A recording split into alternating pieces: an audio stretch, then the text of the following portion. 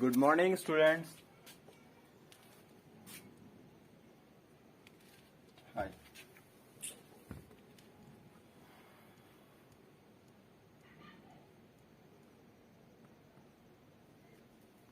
This is lecture 3 of acid base and salts और आज हम लोग सॉल्ट के बारे में पढ़ेंगे।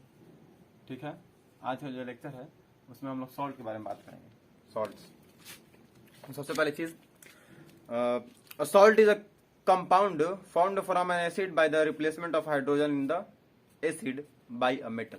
देखिए, सबसे पहले चीज में बोल रहा है कि सॉल्ट जो है, मतलब सॉल्ट क्या है। सबसे पहले जब हम लोग सॉल्ट पढ़ेंगे तो ये तो जानना जरूरी है ना कि सॉल्ट है क्या। तो सॉल्ट इज नथिंग बट, देखिए सॉल्ट बोल रहा है कि जब किसी भी एसिड से, किसी भी एसिड है, मान लीजिए कोई HCl एसिड है हमने माना, और किसी भी एसिड में जब हम लोग किसी मेटल से रिएक्शन कराएंगे तो देखिए द रिप्लेसमेंट ऑफ हाइड्रोजन, ठीक ना, किसी भी एसिड से हाइड्रोजन का जो रिप्लेसमेंट होता है किसी मेटल के द्वारा, ठीक है, किसी भी एसिड में हाइड्रोजन का जो रिप्लेसमेंट होता है किसी मेटल के द्वारा, तो उस जो कंपाउंड बनता है उसको हम लोग सॉल्ट बोलते हैं। ठीक है, तो ये सॉल्ट है। ठीक है, या बोल सकते हैं कि जब एसिड और बेस का रिएक्शन कराने में जो हमको प्रोडक्ट मिलता है उसको भी सॉल्ट बोलते हैं। एक प्रोडक्ट को सॉल्ट बोलते हैं, दूसरा वाटर होता है। Salt is a general name and it does not refer only to sodium chloride. Salt एक जनरल नेम है, ठीक ना, इसका मतलब ये नहीं होता कि सॉल्ट सिर्फ सोडियम क्लोराइड ही है, वो एक common salt. Salt are formed when acids react with bases, यही बात है। सॉल्ट बनते हैं तब जब एसिड और बेस रिएक्ट करते हैं। उसके बाद salts of hydrochloric acid are called chloride. सब देखिए, जैसे हाइड्रोक्लोरिक एसिड का सॉल्ट होता है, हाइड्रोक्लोरिक एसिड से जो सॉल्ट बनता है उसको हम लोग बोलते हैं क्लोराइड, सॉल्ट्स ऑफ क्लोराइड। या कुछ उसके बाद बनता है इससे सल्फेट, सल्फ्यूरिक एसिड जो बनता है तो उसको बोलते हैं सल्फ्यूरिक।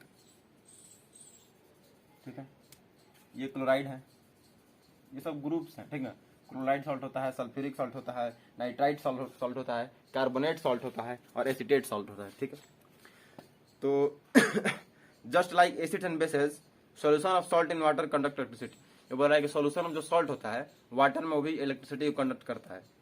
उसके बाद सॉल्ट्स आर आयोनिक कंपाउंड्स, और सॉल्ट जो होते हैं वो आयोनिक कंपाउंड्स होते हैं। आयोनिक और कार्बोनिक चैप्टर 3 में पढ़ना है, इस पर ज्यादा गौर मत कीजिए। उसके बाद आता है फैमिली ऑफ सॉल्ट्स। देखिए सॉल्ट तो हमने पढ़ लिया कि सॉल्ट क्या होता है। उसके बाद अब जो नेक्स्ट चीज है वो है फैमिली ऑफ सॉल्ट। तो the salts having the same positive ion are said to belong a family of salt. उस तरह के सॉल्ट्स जिनके पास सेम आयन्स हो, ठीक ना, जो भी आयन जिस भी सॉल्ट में पॉजिटिव आयन्स जो है या निगेटिव आयन, मतलब सेम होना चाहिए, पॉजिटिव हो तो पॉजिटिव हो या निगेटिव हो तो निगेटिव हो। तो the salt having positive ions और same negative ions, same positive या same negative, are said to belong a family. मतलब फैमिली ऑफ सॉल्ट का मतलब ये है कि अगर कोई सॉल्ट है तो उसका जो क्या बोलते हैं आयन है, उसका जो भी आयन है H+ आयन हो या OH- है, एसिड बेस का ये बात है, कुछ भी हो, जैसे मान लीजिए H+ हो, Cl- हो, एनीथिंग जो भी है, या मान लीजिए NaCl सॉल्ट है, NaCl जो सॉल्ट है तो उसमें Na+ इसका होगा और ये Cl- होगा। तो ये बोल रहा है, देखिए तो Cl- है तो क्लोराइड है, ये सॉल्ट ऑफ क्लोराइड है। नहीं, NaCl जो सॉल्ट है, यहाँ बात किया हुआ है कि HCl से सॉल्ट बनता है वो सॉल्ट ऑफ क्लोराइड होता है। तो NaCl क्या है, NaCl जो सॉल्ट ऑफ क्लोराइड, तो इसके फैमिली में जो है ये माइनस आयन है। ठीक है, तो ये एक फैमिली हुआ मान लीजिए NaCl का। ठीक है, उसके बाद मान लीजिए आगे KCl, तो KCl और NaCl ये दोनों एक फैमिली का है। क्यों भाई, क्योंकि इन दोनों पे Cl- है। मतलब ये हुआ कि ये दोनों जो है माइनस आयंस वाले हैं, ठीक है, मतलब निगेटिव आयंस वाले हैं। ठीक है, सेम निगेटिव है, दोनों पर सेम है, तो इसलिए KCl और NaCl दोनों एक फैमिली का हुआ। तो ऐसे बात कर रहे हैं यहाँ पे। Name of salt potassium sulphate, acid and base. अच्छा, यहाँ पे दिया हुआ कि जितने भी सॉल्ट्स होते हैं वो उनमें एसिड कौन सा होता है, बेस कौन सा होता है। ठीक है, तो मान लीजिए जैसे सोडियम सल्फेट है, कैल्शियम सल्फेट है या सोडियम क्लोराइड है, तो वहाँ पे तो NaOH होगा सॉलिड बोल रहा हूँ, बेस, और HCl होगा क्या बोलते हैं एसिड। देखिए बताता हूँ थोड़ा ध्यान रखना।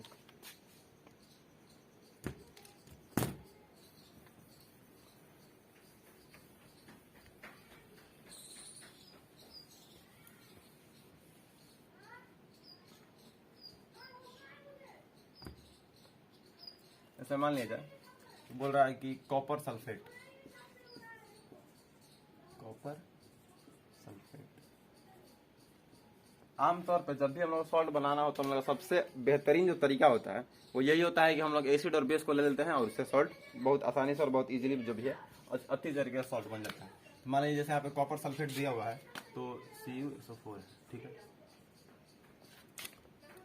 जैसे हमारे पास कॉपर सल्फेट जो सॉल्ट है ये CuSO4 है, तो हमको इसमें देखना है, सोचना है कि यहाँ पे जो है बेस कौन सा है और एसिड कौन सा है। तो सबसे छोटा एग्जांपल जो हम ले रहे थे आगे पहले वो HCl ले रहे थे, तो सॉरी HCl नहीं NaCl बोलते हैं, सॉल्ट है ना। तो सबसे छोटा एग्जांपल हम लेते हैं, इजी एग्जांपल जो है NaCl लेते हैं। तो NaCl में क्या होता है कि हम लोग इसमें अब निकालना है इसमें कि एसिड कौन सा है और बेस कौन सा है NaCl को बनाने में।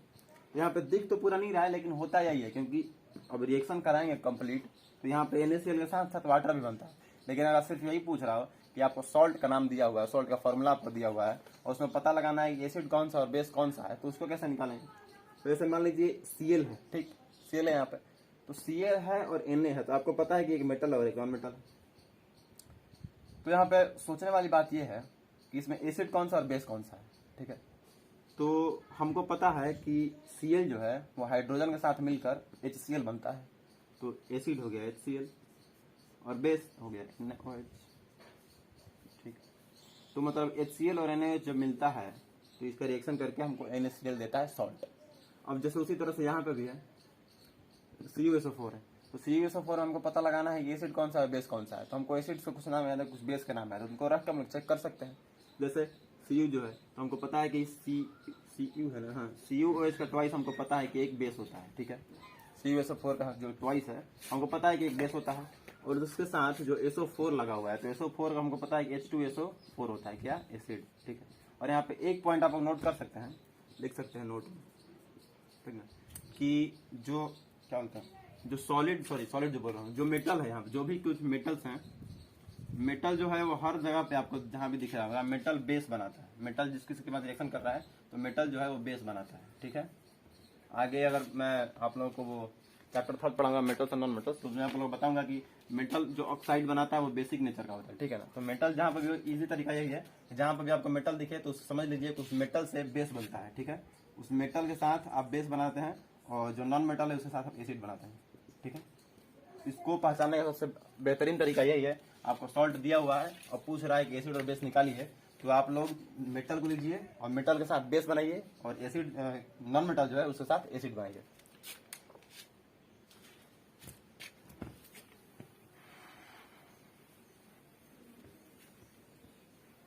ये था कुछ फैमिली ऑफ सॉल्ट के बारे में बातचीत। अब आते हैं पीएच ऑफ सॉल्ट सॉल्यूशन पे। सॉल्ट सॉल्यूशन जो है उसके पीएच के बारे में कुछ बात कर लेते हैं। मतलब सबका तो पीएच होना चाहिए, एसिड बेस का पीएच पढ़ चुके हैं, अब सॉल्ट का पीएच पढ़ते हैं। तो सोडियम क्लोराइड सॉल्ट जो होता है वो न्यूट्रल होता है। देखिए, हाँ न्यूट्रल होता है, बताता हूँ, पहले उसके बाद बताऊंगा क्यों होता है। उसके बाद अमोनियम क्लोराइड सोल्यूशन है वो एसिडिक होता है। जैसे बात अब यहाँ पे पढ़ रहे हैं हम लोग पीएच ऑफ सॉल्ट सोल्यूशन, तो उसमें क्या होगा, कुछ सॉल्ट ऐसे होंगे जो न्यूट्रल होंगे, तो उसमें NaCl पहले आता है, वही है। उसके बाद कुछ सॉल्ट ऐसा होगा जो एसिडिक होगा, कुछ सॉल्ट ऐसे होंगे जो बेसिक होंगे, कुछ सॉल्ट होंगे जो वीक एसिडिक होंगे, मतलब समझ रहे बात को थोड़ा सा। तो जैसे पढ़ते हैं हम लोग, the salt of a strong acid and strong base are give neutral. देखिए क्या होता है एक्चुअल में बताता हूँ आपको। जैसे में कि अभी हमारा टॉपिक क्या है, पीएच ऑफ सॉल्ट सॉल्यूशन, तो हम लोग लिख देते हैं सॉल्ट यही, यहाँ पे पीएच लिख देता हूँ, इसका मतलब हो गया पीएच ऑफ सॉल्ट सॉल्यूशन। तो इसमें होता क्या है, पहले से ही पहला चीज में आपको अगर दिया हुआ कि सॉल्ट न्यूट्रल है, अगर सॉल्ट जो है वो न्यूट्रल है, तो सॉल्ट न्यूट्रल कब होगा, सॉल्ट जो है वो न्यूट्रल कब होगा, आपको पता है कि एसिड और बेस मिलाकर सॉल्ट बनाता है, ठीक। एसिड और बेस जब भी मिलता है तो सॉल्ट बनता है, ठीक है। तो यहाँ से आप लोग को एक बहुत बेहतरीन तरीका बताता हूँ, बहुत ही मजेदार है, अच्छा है। होता क्या है यहाँ पे कि आपको पता है एसिड और बेस मिलाकर सॉल्ट बनाता है, तो अगर सॉल्ट न्यूट्रल है, सॉल्ट अगर न्यूट्रल है तो इसका मतलब ये हुआ कि ये एसिड जो है वो हाईली कंसंट्रेटेड एसिड है, मतलब स्ट्रॉन्गेस्ट एसिड और स्ट्रॉन्गेस्ट बेस, समझ बात को। जब कभी भी स्ट्रॉन्गेस्ट एसिड और स्ट्रॉन्गेस्ट बेस मिला करके अगर हम लोग सॉल्ट बनाते हैं तो वो सॉल्ट न्यूट्रल होता है, ठीक है। फॉर एग्जाम्पल एसिड कौन सा हमारा HCl, HCl is the strongest and NaOH is also strongest. क्या क्या, ये स्ट्रॉन्गेस्ट एसिड है और ये स्ट्रॉन्गेस्ट बेस है। तो ये दोनों जब मिलके बनाता है NaCl, तो NaCl is a common salt and this is neutral. ठीक है, समझ बात को। जब एसिड और बेस दोनों जो है कंसंट्रेटेड है, दोनों जो हाईली कंसंट्रेटेड है और स्ट्रॉन्गेस्ट है, एसिड भी स्ट्रॉन्ग बेस भी स्ट्रॉन्गेस्ट, तो उस समय पे हम लोग को न्यूट्रल सॉल्ट मिलता है। अगर उसके साथ दूसरा तरफ बात किया जाए, अब अगर दूसरा तरफ बात किया जाए तो एसिड अगर हमारा वीक है, ठीक है, एसिड जो है वो वीक है और बेस जो है वो स्ट्रांग है, तो समझ रहे हैं बात को। इसमें तो सिंपल है, एसिड जब भी अगर वीक है और बेस जो स्ट्रांग है तो हम लोग बात कर सकते हैं यहाँ बहुमत की, ठीक ना। मतलब एसिड लोग कम है और बेस लोग ज्यादा है, समझ रहे बात को। एसिड वाले जो लोग हैं वो कम है और बेस वाले लोग ज्यादा है, तो जहां पे भी जो लोग ज्यादा होते हैं, बहुमत जिसकी होती है, उसका ही राज चलता है। तो भाई ये जो सॉल्ट होगा वो बेसिक सॉल्ट होगा, ठीक है। और अगर उल्टा कहीं अगर बेस एसिड ज्यादा हो गया, एसिड वाले लोग ज्यादा हो गए और बेस वाले लोग कम हो गए, तो हमारा एसिडिक सॉल्ट हो जाएगा, ठीक है। अब यहाँ पे कोई भी ले सकता है एग्जांपल, आप लोग वीक एसिड और स्ट्रॉन्ग बेस ले लीजिए, स्ट्रॉन्ग एसिड और वीक बेस ले लीजिए, वहां पे आपको दोनों मिल जाएगा कौन सा भाई बेसिक है सॉल्ट और कौन सा एसिडिक है सॉल्ट, ठीक है।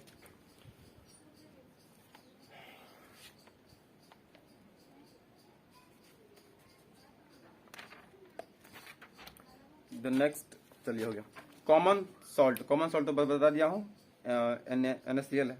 उसके बाद how common salt is obtained. अब यहाँ पे देखिए बता रहा है जैसे कॉमन सॉल्ट हमारा है, तो कॉमन सॉल्ट को मतलब ऑब्टेन कैसे किया जाता है। तो पहला दिया हुआ है common salt from sea water. देखिए कॉमन सॉल्ट जो है उसको सी वाटर से हम लोग लेते हैं। आप लोग सी वाटर के बारे में आप लोग थोड़ा जानते होंगे, जिससे मैं बात बताता हूँ।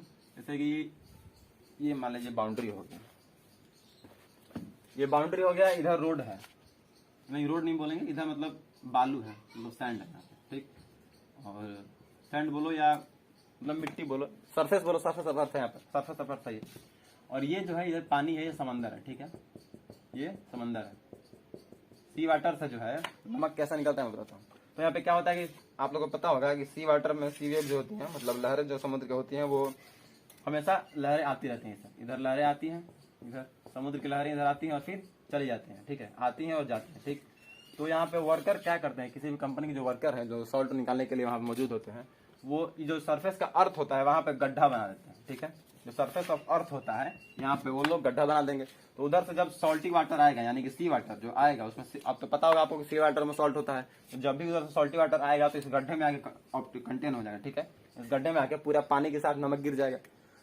अब पहले लहर आई, उसमें से पहले जो समुद्र की लहर है वो आई और पूरा इसमें आकर पानी गिरा दिया, इसमें पानी गिरा और नमक भी गिर गया, ठीक है। सॉल्ट और वाटर दोनों गिरा, ठीक है।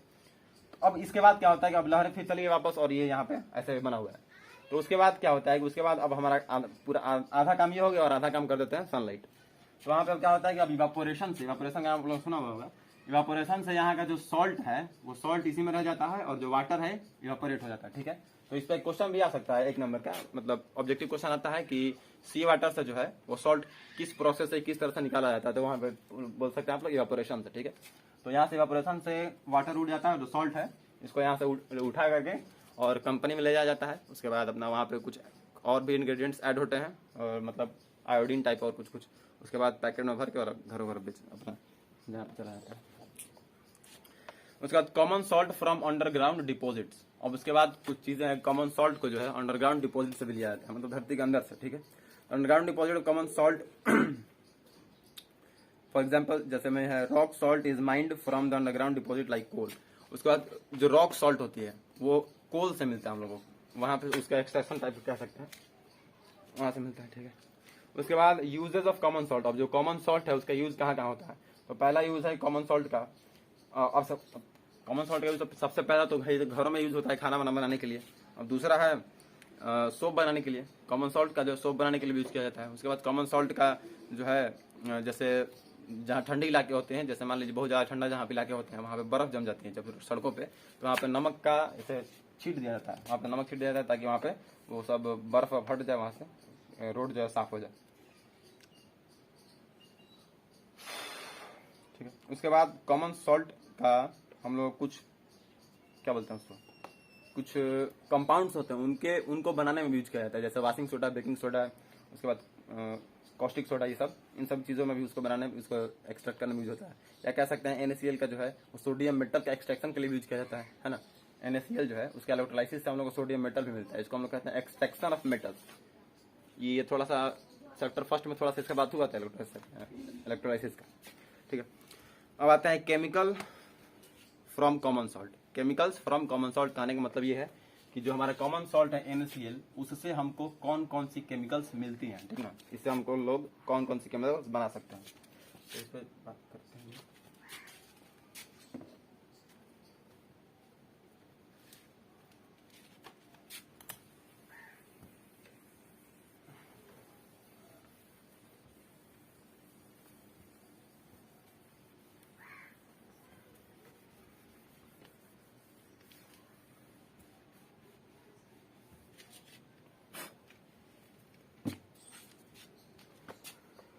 देखिए, केमिकल्स फ्रॉम कॉमन सॉल्ट, लिख देता हूँ केमिकल्स फ्रॉम कॉमन सॉल्ट, तब समझ लीजिए chemical from common salt NaCl। यहाँ पर हम लोग बात करेंगे कि NaCl से कौन कौन सी केमिकल्स हम लोग को प्राप्त होती हैं। तो पहला है सोडियम हाइड्रोक्साइड, जिसको हम लोग कॉस्टिक सोडा बोलते हैं। क्या है? Sodium hydroxide. सोडियम हाइड्रोक्साइड, जिसको हम लोग बोलते हैं कॉस्टिक सोडा, ठीक है।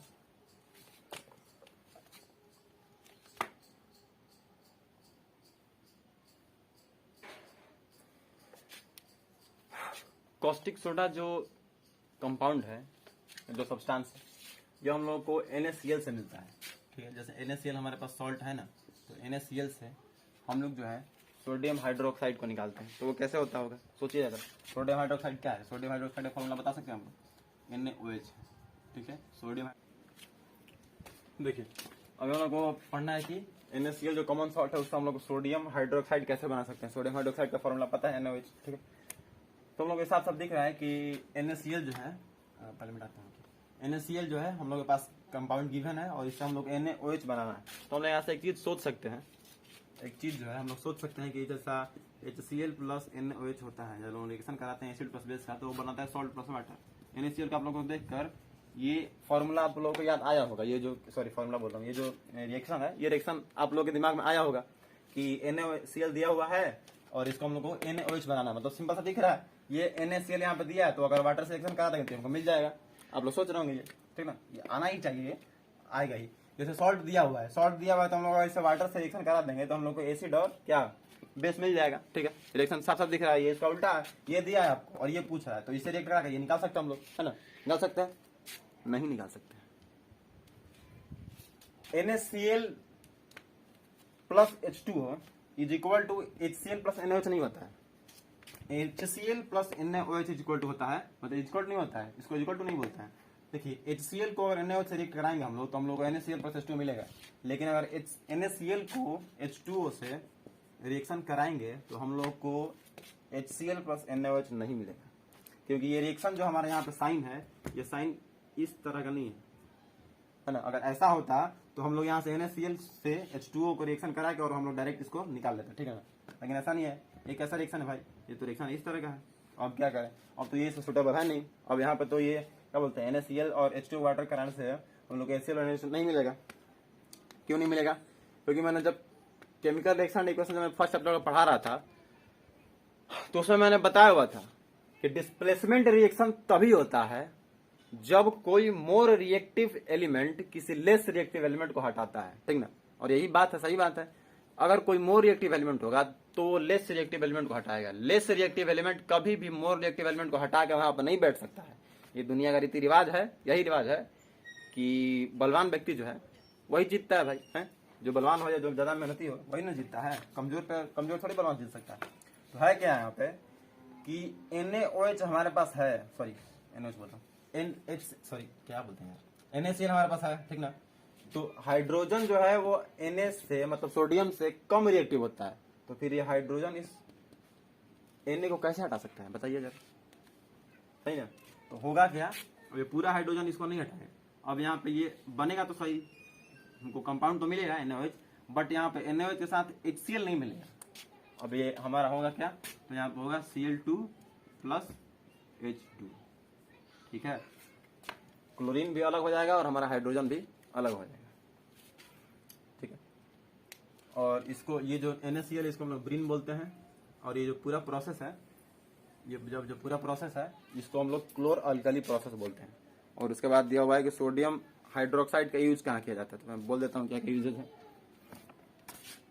देखिए सोडियम हाइड्रोक्साइड जो है इसका सोप और डिटर्जेंट बनाने में यूज होता है। अब देखिए जितना ही सब है ना सोडियम वाला चीज, तो सबका सोप बनाने में तो यूज होता ही है।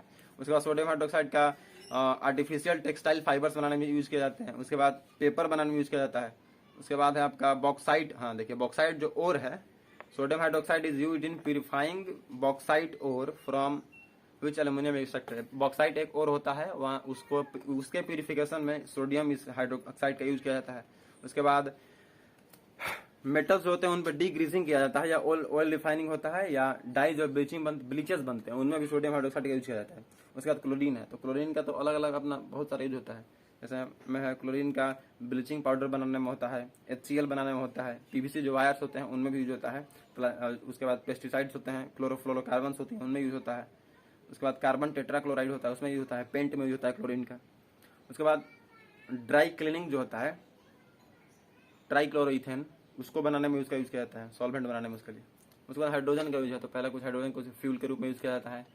उसके बाद हाइड्रोजन हाइड्रोक्लोरिक एसिड बनाने के लिए किया जाता है। अमोनिया के लिए हाइड्रोजन का यूज किया जाता है। उसके बाद मिथेनॉल बनाने के लिए हाइड्रोजन का यूज किया जाता है। रॉकेट में लिक्विड हाइड्रोजन यूज किया जाता है फ्यूल के तौर पर, ठीक है। ये सब तो रट लीजिएगा सब चीज़ को। उसका जो बताने वाला है मैं उसको बताता हूँ। उसके बाद एक यूज और है हाइड्रोक्लोरिक एसिड का यूज है। हाइड्रोक्लोरिक एसिड का तो पहला यूज हम लोग के पेट में ही होता है, डाइजेशन में बताया लाइफ प्रोसेस में, मेडिसिन बनाने में यूज होता है, PVC में इसका यूज होता है। मतलब जितने कंपाउंड्स हैं ना, सब कंपाउंड लगभग थोड़े मोड़े सिमिलर एक दूसरे से हैं, तो सबका यूज लगभग नहीं तो अगर 6 यूज है उसमें से तो लगभग 2-3 यूज कॉमन ही होगा, ठीक ना। उसके बाद वॉशिंग सोडा, बेकिंग सोडा है, 2 चीज। तो मैं वॉशिंग सोडा और बेकिंग सोडा पर हम लोग बात करते हैं, इसको मिटाती है। चलिए let's talk about washing soda and baking soda. देखिए सबसे पहले तो आप लोग को ये याद रहना चाहिए, सबसे पहले हम लोग NaOH से बनाए वो तो प्रोसेस याद होना ही चाहिए। उसके बाद मैंने सबसे पहले ऊपर में क्या लिखा हुआ है कि केमिकल्स फ्रॉम कॉमन सॉल्ट, मतलब NaCl, मतलब कि यहाँ पर जितने हम लोग केमिकल्स पढ़ेंगे वो सब के सब जो है NaCl से बनेंगे, ठीक है। मतलब वॉशिंग सोडा, बेकिंग सोडा और कॉस्टिक सोडा, तो ये सब NaCl से बन रहे हैं। तो सबसे पहला जो चीज है हम लोग का याद करने का जो तरीका है, या तो कुछ भी कर सकते हैं इसको, तो सबसे पहले हमारे पास NaCl रिएक्टेंट के रूप में होना ही चाहिए, क्योंकि NaCl से ही बन रहा है। तो जब हम लोग वॉशिंग सोडा बनाना है, देखिए वॉशिंग सोडा जो है, वॉशिंग सोडा, जब वॉशिंग सोडा हम लोग को बनाना है तो हमारे पास सबसे पहला जो चीज है वो NaCl है। इसमें 2 चीज आपको बताऊंगा, यहाँ पे ध्यान दीजिएगा। सबसे पहले NaCl है, उसके बाद आता है NH3, सॉरी NH3 आता है, NH3 है। उसके बाद क्या होता है,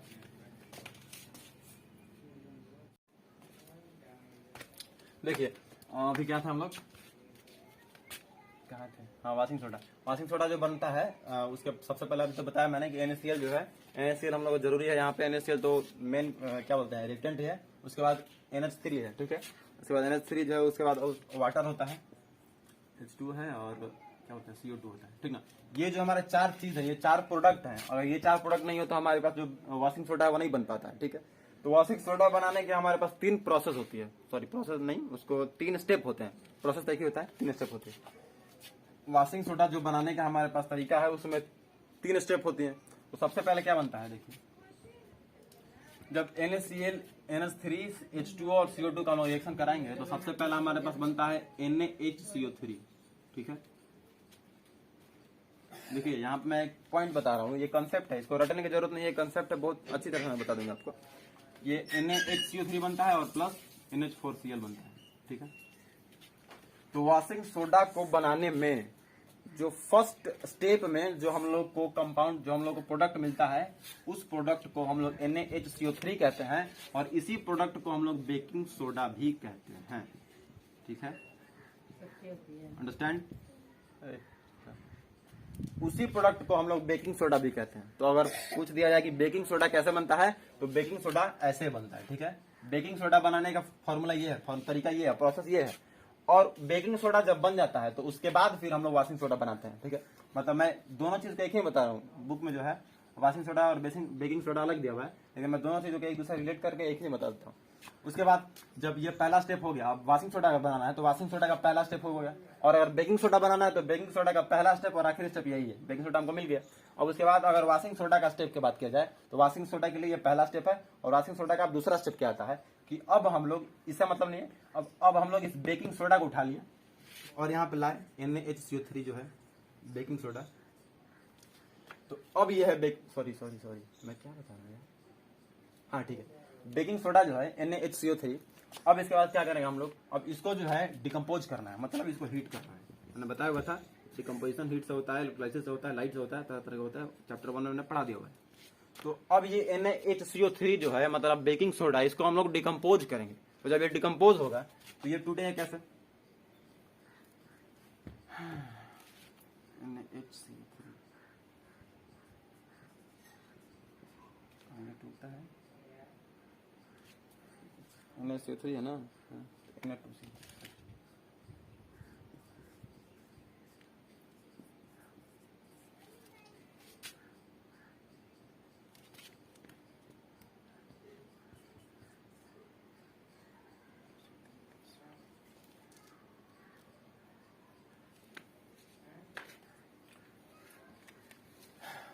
ठीक है। अब ये जो NaHCO3 है, अरे क्या लिखा है, वही देख रहा हूँ, नहीं दिखा है मेरे कुछ। हाँ, जो NaHCO3 है इसको हम लोग जब डिकम्पोज करते हैं, इसको हम लोग हीट करते हैं तो ये टूटता है यहाँ से। NaHCO3 को हम लोग डिकम्पोज करते हैं तो ये Na2CO3 और H2 और CO2 में टूटता है, ठीक है। तो ये हो गया हमारा दूसरा स्टेप, किस चीज का, वॉशिंग सोडा का बनाने का दूसरा स्टेप, ठीक। अब उसके बाद यहाँ पे जब हमने हीट किया हुआ है तो हम लोग Na2CO3 मिल गया, क्या मिला, Na2CO3। और जो वॉशिंग सोडा होता है वो Na2CO3 प्लस यहाँ पे हो जाएगा हम लोग का 10H2, ठीक है। जब प्लस 10H2 करेंगे तो हम लोग का ये प्रोडक्ट जो है Na2CO3 इंटू 10H2 आएगा, ठीक। अब ये जो है हमारा Na2CO3 इंटू 10H2O, इसको हम लोग बोलते हैं वॉशिंग सोडा, ठीक है। अब इन दोनों कंपाउंड में आप कभी कंफ्यूज मत होइएगा कि कौन सा इसमें से बेकिंग सोडा और कौन सा वॉशिंग सोडा है, क्योंकि इसको याद करने का तरीका ये है कि जब भी आपको वॉशिंग का नाम याद दे तो आप समझ लीजिए उसमें वाटर है, ठीक है। जब वॉशिंग का नाम याद आए तो समझ लीजिए उसमें वाटर है, मतलब Na2CO3 इंटू 10H2O वाटर है इसमें, तो ये क्या हो गया, आपका वॉशिंग सोडा हो गया। और बेकिंग सोडा जो है वो NaHCO3 है, ठीक है।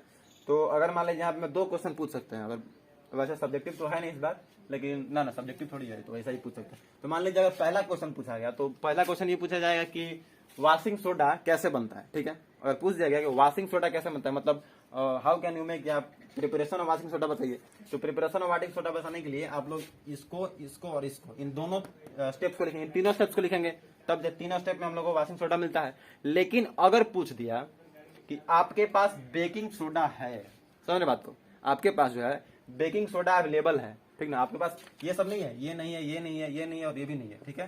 आपके पास ये सब नहीं है, आपके पास डायरेक्ट बोल रहा है कि बेकिंग सोडा अगर आपके पास है तो उससे आप वॉशिंग सोडा कैसे बना सकते हैं। तो उसके लिए आपको इन दोनों प्रोसेस को लिखना होगा, इसको नहीं लिखना होगा, समझ रहे हैं। आपके पास बेकिंग सोडा है भाई साहब, बेकिंग सोडा है पहले से ही, उसको कह दीजिए बेकिंग सोडा को हम लोग हीट करते हैं तो ये Na2CO3 में टूटता है, ठीक है, सोडियम कार्बोनेट में टूटता है। और जो सोडियम मतलब हाइड्रोजन और कार्बन डाइऑक्साइड भी, लेकिन वो तो उसका काम नहीं, उसका जरूरत नहीं है यहाँ पे। लेकिन अब इस Na2CO3 में हम लोग क्या करेंगे, वाटर को ऐड कर देंगे। तो जब Na2CO3 में वाटर ऐड हो गया तो ये हमारा वॉशिंग सोडा बन गया, ठीक है। वीडियो ज्यादा लंबा था। उसके बाद हाँ हो गया, ये खत्म। प्रॉपर्टीज ऑफ वॉशिंग सोडा, जो वॉशिंग सोडा ये बना हुआ है इसको प्रॉपर्टीज कुछ है। तो वॉशिंग सोडा जो ट्रांसपेरेंट क्रिस्टलाइन सॉलिड, ये जो सॉलिड होता है ये ट्रांसपेरेंट होता है, क्रिस्टलाइन होता है, मतलब इसके आर पार जो है हम लोग देख सकते हैं जो आइस की तरह। उसके बाद washing soda is one of the few metal carbonates which are soluble in water, और वॉशिंग सोडा एक ऐसा मेटल कार्बोनेट है जो वाटर में सॉल्युबल होता है। उसके बाद the solution of washing soda in water is alkaline which turns, ये तो अल्कलाइन होता है, मतलब ये पानी में डिजोल्व बेस है।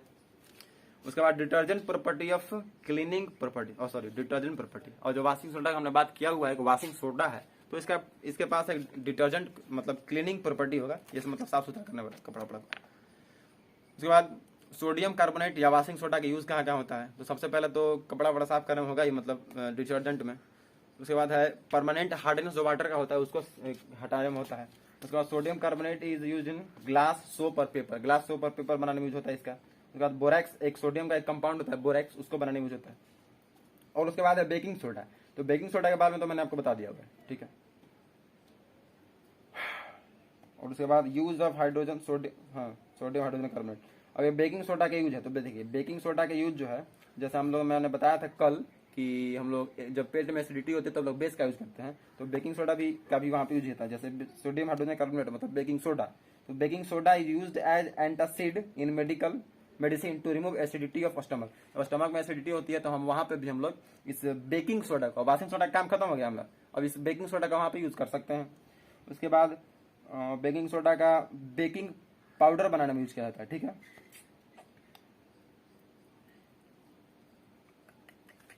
उसके बाद इसका यूज फायर एक्सटिंग्विशर में होता है। फायर एक्सटिंग्विशर आप लोग देखिए होंगे शायद लगभग हॉस्पिटल या शहरों में मतलब अच्छे से मतलब बिल्डिंग्स में होती हैं। उसमें क्या आता है कि सोडियम बेकिंग सोडा को जैसे उसमें अंदर रखा हुआ रहता है और उसको जब आप लोग कबाड़ जहाँ पर सिलेंडर होता है उसको हिलाने पे वो पूरा बेकिंग सोडा गैस आपस में मिल जाता है। उसमें दो गैसें होती हैं, बेकिंग सोडा होता है, उसके साथ साथ सोडियम हाइड्रोजन कार्बोनेट सोल्यूशन और डाइल्यूट सल्फ्यूरिक एसिड। उसमें एसिड होता है और बेस होता है, यहाँ पे गैस होता है। Bleaching powder, plaster of Paris, इसको मैं कल शायद कर दूं क्या, थोड़ा सा वीडियो लंबा हो रहा है, थोड़ा सा बचा हुआ इसको कल कर दूं।